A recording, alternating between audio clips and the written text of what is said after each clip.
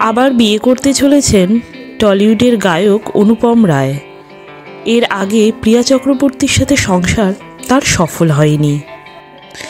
এখনও পাত্রী সবাই জানেন গায়িকা প্রস্মিতা পাল। অনুপমের হবু স্ত্রী প্রস্মিতা একজন গায়িকা। কলকাতায় মেয়ে তিনি লরেটো থেকে কম্পিউটার সায়েন্স নিয়ে ডিগ্রি লাভ করেন এবং ইনস্টিটিউট অফ ইঞ্জিনিয়ারিং ম্যানেজমেন্ট থেকে কম্পিউটার সায়েন্স নিয়ে মাস্টার করেছেন। ছোট থেকেই গান শিখেছেন প্রস্মিতা এবং নিয়মিত তালিমও নিয়েছেন। রাজ চক্রবর্তীর বোঝে না সে বোঝে নার ছবিতে গান গেয়েই লাইমলাইটে উঠে এসেছিলেন তিনি। তারপরে অনেক হিট গান দিয়েছেন। শুধু তোমারই জন্য ছবির থেকে দেখতে দেখতে বউ বউ বা বলো দুর্গা মাইকি ছবি হতে পারে না মতন হিট গান গিয়েছেন প্রস্মিতা। আগামী 2রা মার্চ শৈশাবোধ করেই দুজনে বিয়ে করবেন।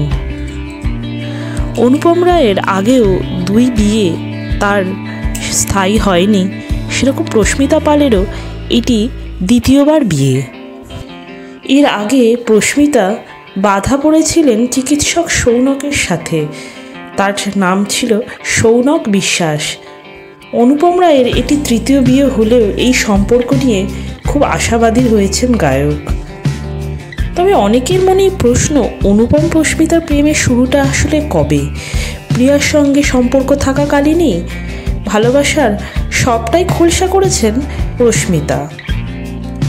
দুজনের দেখাশোনা প্রায় দীর্ঘদিনের, একই জগতের মানুষ তারা, দেখা সাক্ষাৎ প্রায় হতো। তবে সেই সময় তারা আলাদা আলাদা পথের প্রেমিক। অর্থাৎ তখন প্রস্মিতা আগের স্বামী সৌনক বিশ্বাসের সঙ্গে সম্পর্কে ছিলেন। 2018 সালের 15ই জানুয়ারি সাতপাকে বাধা পড়েছিলেন প্রস্মিতা ও সৌনক। সৌনক পেশায় চিকিৎসক। কলকাতার এক নামী বেসরকারি হাসপাতালেই তিনি ডাক্তার ছিলেন। ঘটা করেই বিয়ে হয়েছিল সৌনক প্রস্মিতার। এখনও সোশ্যাল মিডিয়া ঘাঁটলে দেখা যায় সৌনক এবং প্রস্মিতার সেই বিয়ের ছবি এবং আংটি বদলের ছবি এখনও যত্ন করে তার প্রোফাইলে তিনি সাজিয়ে রেখেছেন। তাহলে কি তিনি তার প্রাক্তন স্বামীকে এখনও ভুলতে পারেননি?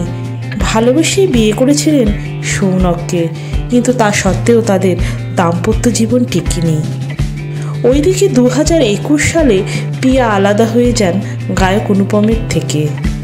অর্থাৎ এতে বোঝাই যাচ্ছে দুজনই সম্পর্কের থেকে বিচ্ছিন্ন হয়ে কাছাকাছি এগিয়ে এসেছেন তাদের দুজনই অসফল জীবন পার হয়ে নতুন সম্পর্কে এগিয়ে আসার জন্য।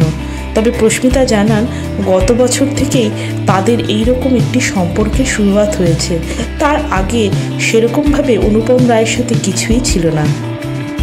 আর এও বলেছেন, যেহেতু আমরা দীর্ঘদিন ধরেই একে অপরকে চিনি, তাই মনের কথা আলাদাভাবে আর বলতে হয় না। মনের কথা মনেই বুঝে গিয়েছে।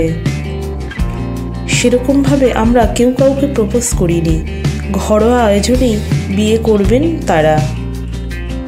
তার থেকে বোঝা যায় দুজনেই প্রাক্তন সম্পর্কের ধাক্কা খেয়েই দুজনের দিকে এগিয়ে এসেছেন, একে অপরের হাত ধরেছেন সামনের জীবনটা চলার জন্য। তবে অনুপম প্রস্মিতার ক্ষেত্রে বয়সের পার্থক্যের কথা জানতে চেয়েছেন নেটিজেনরা। আগামী মাসেই অনুপম 42-এ পা দেবেন। অন্যদিকে প্রস্মিতার বয়স এখন 33। অনুপমের চেয়ে মাত্র 9 বছরের ছোট তিনি। 2010 সালে কলকাতা বিশ্ববিদ্যালয় থেকে বিএসসি পাশ করেছেন প্রস্মিতা।